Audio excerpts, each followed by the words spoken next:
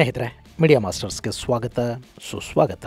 ಗೆಳೆಯರೆ, ಕರ್ನಾಟಕ ಸೇರಿದಂತೆ ದೇಶದಾದ್ಯಂತ ವಕ್ಫ್ ಬೋರ್ಡ್ ವಿವಾದ ಮುಂದುವರಿತಾ ಇದೆ. ಕಂಡ ಆಸ್ತಿಗಳನ್ನ ಅವರು ಎಲ್ಲ ನಮ್ಮದೇ ಅಂತ ಹೇಳೋದಕ್ಕೆ ಶುರು ಮಾಡಿದ್ದಾರೆ. ಮತ್ತೊಂದು ಕಡೆ ನಮ್ಮ ಉತ್ತರ ಕರ್ನಾಟಕದಲ್ಲಿ ವಕ್ಫ್ ಬೋರ್ಡ್ ಅನ್ನೇ ರದ್ದು ಮಾಡಿ ಅಂತ ಬಿಜೆಪಿಯ ಒಂದಷ್ಟು ನಾಯಕರು ಪ್ರತಿಭಟನೆಯನ್ನು ಮಾಡ್ತಾ ಇದ್ದಾರೆ. ಮಗದೊಂದು ಕಡೆ ಕೇಂದ್ರ ಸರ್ಕಾರ ಚಳಿಗಾಲದ ಅಧಿವೇಶನದಲ್ಲಿ ಮಂಡಿಸಬೇಕಿದ್ದ ವಕ್ಫ್ ತಿದ್ದುಪಡಿ ಕಾಯ್ದೆಯ ಕುರಿತಾದ ಸಮಿತಿಯ ವರದಿಯನ್ನ ಮಂಡಿಸೋದಕ್ಕೆ ಇನ್ನಷ್ಟು ಕಾಲಾವಕಾಶವನ್ನು ಕೊಟ್ಟಿದೆ. ಸಮಿತಿಯ ಕಾಲಮಿತಿಯನ್ನ ಎಕ್ಸ್ಟೆಂಡ್ ಮಾಡಲಾಗಿದೆ. ಇದೆಲ್ಲದರ ನಡುವೆ ಈಗ ಸೋಷಿಯಲ್ ಮೀಡಿಯಾದಲ್ಲಿ ಸಿಕ್ಕಾಪಟ್ಟೆ ಸದ್ದಾಗ್ತಾ ಇರೋದು ಆಂಧ್ರ ಪ್ರದೇಶ ಸರ್ಕಾರದ ಅದೊಂದು ನಿರ್ಧಾರ. ನೀವು ಗಮನಿಸಿರಬೇಕು, ಕಳೆದ 2 ದಿನಗಳಿಂದ ಆಂಧ್ರ ಪ್ರದೇಶದಲ್ಲಿ ವಕ್ಫ್ ಬೋರ್ಡ್ ಅನ್ನು ರದ್ದು ಮಾಡಲಾಗಿದೆ ಅನ್ನೋ ಸುದ್ದಿಯೊಂದು ಸೋಷಿಯಲ್ ಮೀಡಿಯಾದಲ್ಲಿ ಓಡ್ತಾ ಇದೆ. ಹಾಗಾದ್ರೆ ಬಿಜೆಪಿ ಸರ್ಕಾರಕ್ಕಿಂತ ಮೊದಲೇ ಅದರ ಅಂಗಪಕ್ಷಗಳೇ ವಕ್ಫ್ ಬಗ್ಗೆ ನಿರ್ಧಾರಗಳನ್ನು ತಗೊಳ್ಳೋದಕ್ಕೆ ಶುರು ಮಾಡಿದ್ವಾ?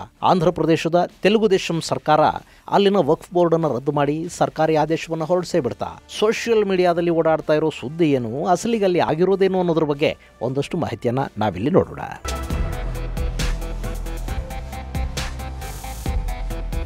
ಗೆಳೆಯರೆ, ವಕ್ಫ್ ಅನ್ನೋದು ಇವತ್ತು ದೊಡ್ಡ ವಿವಾದದ ಕೇಂದ್ರ ಆಗ್ತಾ ಇದೆ. ರೈತರ ಜಮೀನು, ಊರಿಗೆ ಊರು, ದೇವಾಲಯಗಳ ಜಮೀನುಗಳು, ಈ ದೇಶದ ಪುರಾತತ್ವ ಇಲಾಖೆಗೆ ಸೇರಿದ ಸ್ಮಾರಕಗಳು, ಹೀಗೆ ಯಾವುದು ಕಾಣಿಸಿದ್ರು ಇದು ನಮ್ಮದೇ ಅಂತ ಹೇಳೋ ವಕ್ಫ್ ಅನ್ನೋದು ಇತ್ತೀಚೆಗೆ ಸಾರ್ವಜನಿಕರ ಆತಂಕಕ್ಕೆ ಕೂಡ ಕಾರಣವಾಗ್ತಾ ಇರೋದು ಸುಳ್ಳೇನಲ್ಲ. ಇಲ್ಲಿ ವಕ್ಫ್ ಬಗ್ಗೆ ಮತ್ತು ವಕ್ಫ್ ಬೋರ್ಡ್ ವರ್ತಿಸ್ತಾ ಇರೋ ರೀತಿಯ ಬಗ್ಗೆ ಟೀಕೆ ಮಾಡೋದಕ್ಕೂ ಮೊದಲು ಈ ದೇಶದ ರಾಜಕೀಯ ವ್ಯವಸ್ಥೆ ಬಗ್ಗೆ ಕೂಡ ನಾವು ಅರ್ಥ ಮಾಡ್ಕೋಬೇಕು. ಇಲ್ಲಿ ಒಂದು ಪಕ್ಷ ವೋಟ್ ಬ್ಯಾಂಕ್ ಪಾಲಿಟಿಕ್ಸ್ ಮಾಡುತ್ತೆ, ತುಷ್ಟೀಕರಣ ಮಾಡುತ್ತೆ ಅಂತ ಆರೋಪ ಮಾಡೋ ಮತ್ತೊಂದು ಪಕ್ಷ ಇದೆ ನೋಡಿ.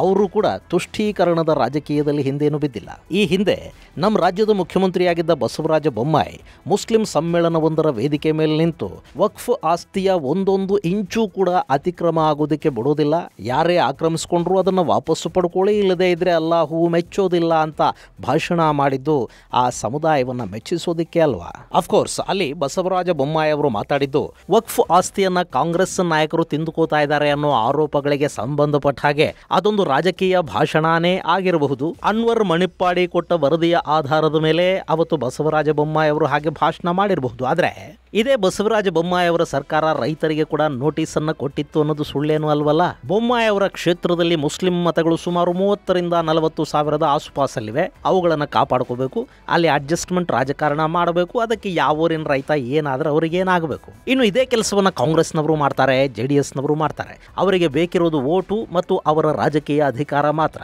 ಇನ್ನು ಯಾರೇ ವಿರೋಧ ಪಕ್ಷದಲ್ಲಿ ಕೂತಾಗ ಆಳುವ ಸರ್ಕಾರದ ವಿರುದ್ಧ ಒಂದು ರಾಜಕೀಯ ಅಸ್ತ್ರ ಅವರಿಗೆ ಬೇಕಾಗತ್ತೆ. ಆಗ ರಾಜಕಾರಣಿಗಳು ಮಾತಾಡೋದೇ ಬೇರೆ, ಅವರು ಅಧಿಕಾರದಲ್ಲಿದ್ದಾಗ ಮಾಡೋದೇ ಬೇರೆ. ನಮ್ಮ ಎಲ್ಲ ಪಕ್ಷಗಳು ಅವತ್ತಿನಿಂದ ಇವತ್ತಿನವರೆಗೆ ಮಾಡ್ತಾ ಇರೋದು ಇದೇ ಕೆಲಸವನ್ನ. ಇನ್ನು ಈಗ ಕೇಂದ್ರದ ಬಿಜೆಪಿ ಸರ್ಕಾರ ವಕ್ಫ್ ಆಕ್ಟ್ಗೆ ತಿದ್ದುಪಡಿ ತರೋದಕ್ಕೆ ಹೋಗ್ತಾ ಇದೆ. ಅದರಲ್ಲಿ ಕೂಡ ಅಂಥ ದೊಡ್ಡ ಬದಲಾವಣೆಗಳೇನಿಲ್ಲ.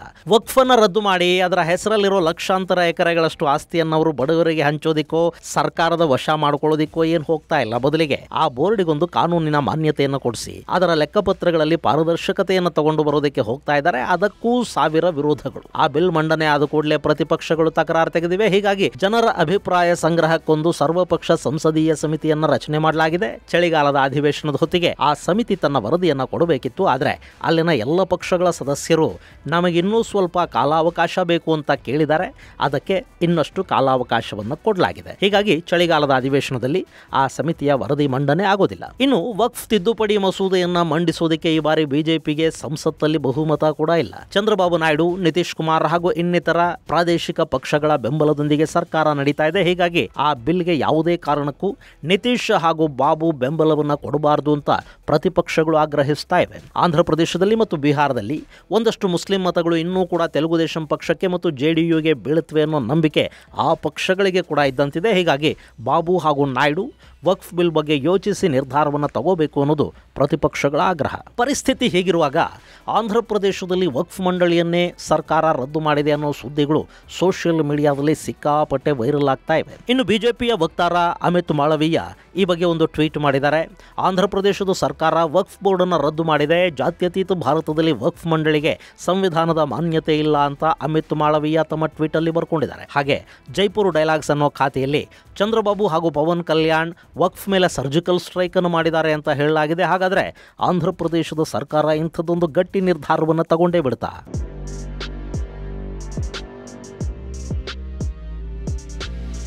ಗೆಳೆಯರೆ, ಅಮಿತ್ ಮಾಳವೀಯ ಟ್ವೀಟ್ಗೆ ಆಂಧ್ರ ಪ್ರದೇಶದ ಫ್ಯಾಕ್ಟ್ ಚೆಕ್ apgovernment.in ಮೂಲಕ ಒಂದು ಉತ್ತರವನ್ನು ಕೂಡ ಕೊಡಲಾಗಿದೆ. ಅಲ್ಲಿ ರದ್ದಾಗಿರುವುದು ವಕ್ಫ್ ಮಂಡಳಿ ಅಲ್ಲ, ಬದಲಿಗೆ ಈ ಹಿಂದಿನ ಸರ್ಕಾರ ವಕ್ಫ್ ಮಂಡಳಿಗೆ ಮಾಡಿದ್ದ ನಾಮನಿರ್ದೇಶನಗಳನ್ನು ಚಂದ್ರಬಾಬು ನಾಯ್ಡು ಸರ್ಕಾರ ರದ್ದು ಮಾಡಿದೆ. ಹಾಗೆ ಕಳೆದ ಸರ್ಕಾರದ ಅವಧಿಯಲ್ಲಿ ನೇಮಕಗೊಂಡಿದ್ದ ವಕ್ಫ್ ಬೋರ್ಡ್ ಕಾರ್ಯನಿರ್ವಹಣೆ ಮಾಡ್ತಿರಲಿಲ್ಲ. ಹೀಗಾಗಿ ತಾಂತ್ರಿಕ ಹಾಗೂ ಕಾನೂನಿನ ಕಾರಣಗಳಿಂದ ಆ ಬೋರ್ಡ್ ಅನ್ನು ರದ್ದು ಮಾಡಿದ್ದು ಹೊಸ ಬೋರ್ಡ್ ರಚನೆಯ ಕಾರ್ಯವನ್ನ ಮಾಡಲಾಗುತ್ತೆ ಅಂತ ಆಂಧ್ರ ಪ್ರದೇಶದ ಸರ್ಕಾರ ಹೇಳಿದೆ. ಇಲ್ಲಿ ನಿಜವಾಗ್ಲೂ ಆಗಿದ್ದೇನು ಅಂದ್ರೆ ಆಂಧ್ರ ಪ್ರದೇಶದ ಸರ್ಕಾರ ಜಿಒ ಅಂದರೆ ಗವರ್ನಮೆಂಟ್ ಆರ್ಡರ್ ಸಂಖ್ಯೆ 75 ಅನ್ವಯ ಈ ಹಿಂದಿನ ಜಗನ್ಮೋಹನ್ ರೆಡ್ಡಿ ಸರ್ಕಾರ ಹೊರಡಿಸಿದ್ದ ಸರ್ಕಾರಿ ಆದೇಶ ಸಂಖ್ಯೆ 47 ತಕ್ಷಣದಿಂದ ಜಾರಿಗೆ ಬರುವಂತೆ ರದ್ದು ಮಾಡಿ ಆದೇಶ ಕೊಟ್ಟಿದೆ. ಆ ಹಳೆಯ ಸರ್ಕಾರದ ಆದೇಶದಲ್ಲಿ ಆಂಧ್ರ ಪ್ರದೇಶದ ವಕ್ಫ್ ಬೋರ್ಡ್ಗೆ ಒಂದಷ್ಟು ಮಂದಿ ಚುನಾಯಿತ ಪ್ರತಿನಿಧಿಗಳು ಹಾಗೂ ಇನ್ನೊಂದಷ್ಟು ಮಂದಿ ಸರ್ಕಾರದಿಂದ ನಾಮನಿರ್ದೇಶಿತ ಪ್ರತಿನಿಧಿಗಳು ಇದ್ರು. ಆದರೆ ಆ ವಕ್ಫ್ ಬೋರ್ಡ್ ತನ್ನ ಕೆಲಸ ಕಾರ್ಯಗಳನ್ನು ನಿರ್ವಹಿಸುವುದರಲ್ಲಿ ವಿಫಲವಾಗಿತ್ತು ಮತ್ತು ಹಿಂದಿನ ಸರ್ಕಾರ ಮಾಡಿದ್ದ ನಾಮನಿರ್ದೇಶನಗಳ ಬಗ್ಗೆ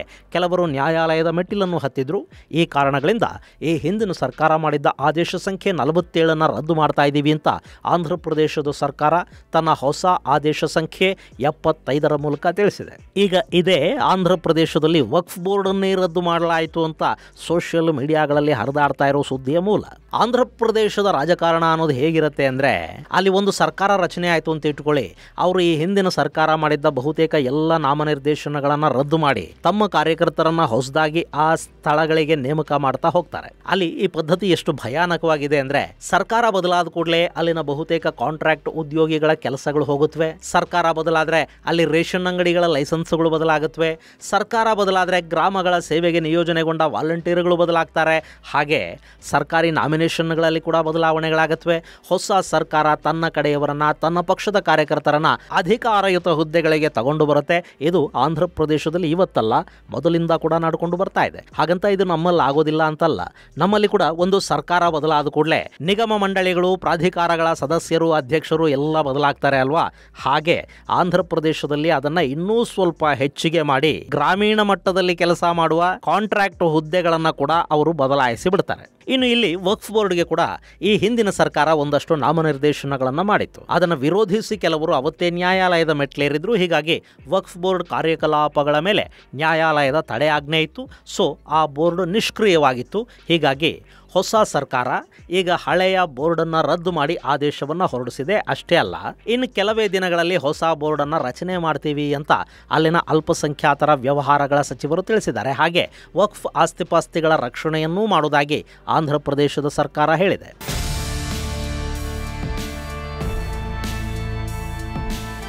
ಗೆಳೆಯರೆ, ನಮ್ಮಲ್ಲಿ ಫೇಸ್ಬುಕ್, ವಾಟ್ಸಪ್, ಟ್ವೀಟ್ಗಳಲ್ಲಿ ಬರೋದು ಎಲ್ಲ ಕೂಡ ನಿಜಾನೇ ಇರೋದಿಲ್ಲ. ಆಂಧ್ರದ ವಿಷಯದಲ್ಲಿ ಕೂಡ ಸಾಕಷ್ಟು ಜನ ವಕ್ಫ್ ಬೋರ್ಡ್ ರದ್ದು ಅನ್ನೋದನ್ನು ಸಿಕ್ಕಾಪಟ್ಟೆ ಹಂಚಿಕೊಳ್ತಾ ಇದ್ದಾರೆ.